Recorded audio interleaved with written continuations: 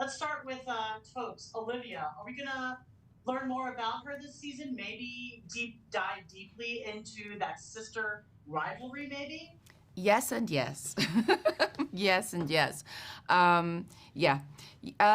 Yeah, I mean, you really do see who Olivia is in this season.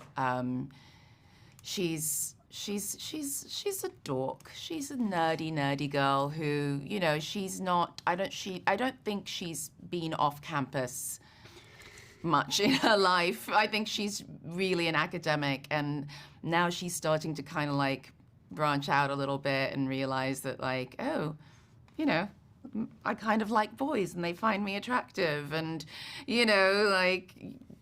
like hanging out with friends. And I don't think she's really had friends that she can hang out with. So you get to see those parts of Olivia. You get to see the stuff she likes to do in her spare time. And you definitely do get a good dose of her and her sister. It's a complicated relationship. It's a fantastic. I mean, I think you really do see the complexities of sibling rivalry, and you really do see the dynamic of a very successful older sister and a very successful younger sister who just feels like a little girl whenever she's around her older sister. And boy, was it fun to play with Yvette. So, yeah. Well, family dynamics are a big part of this universe of Frasier. Let's talk about David Anders. He has quirks. That's made him a fan favorite right from the start. Good. What kind of new things we'll be learning about David this season, and how it sets him apart from his peers? How it sets him apart from his peers. Some people have a wealth of knowledge. David has sort of a wealth of inexperience, I would say. There's many things are new to him that to the average person aren't.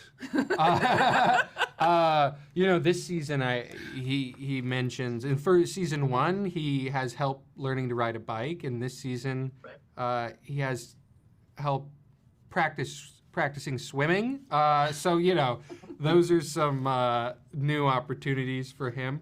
But he's a sophomore in college. He's still not a full adult yet. He's figuring out what he likes, what clothes he likes to wear,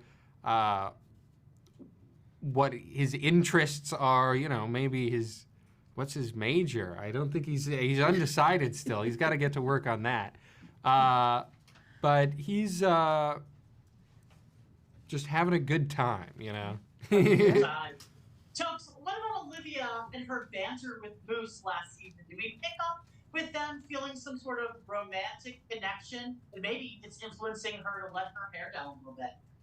Yes, you definitely do see more of that. Oh, that's super exciting for fans. David's precision and dedication to Courtney's TA show that he's operating on like this higher crane level. I mean, he sort of has all the anxieties of the cranes. Could Alan teach David a thing or two about relaxing his perfectionism, given how Alan is so laid back? Oh, he does. He does. In fact, there's an opportunity for David to be a lot like Alan towards the end of the series. He gets a little power, and he runs with it. I don't want to reveal too much, but he learns a thing or two from Alan. So. Well, I guess I have time for one more question. Tokes, what has it been like working with Kelsey Grammer and Nicholas Lyndhurst? Both of them have amazing comedic timing. Have you learned a little bit about your own comedic timing while working with them? Gosh. I mean, I'm sure I have, not consciously, but I mean, they're both legends. I mean, I grew up watching both of them, most especially. I mean, I started watching Nick when I was very little. I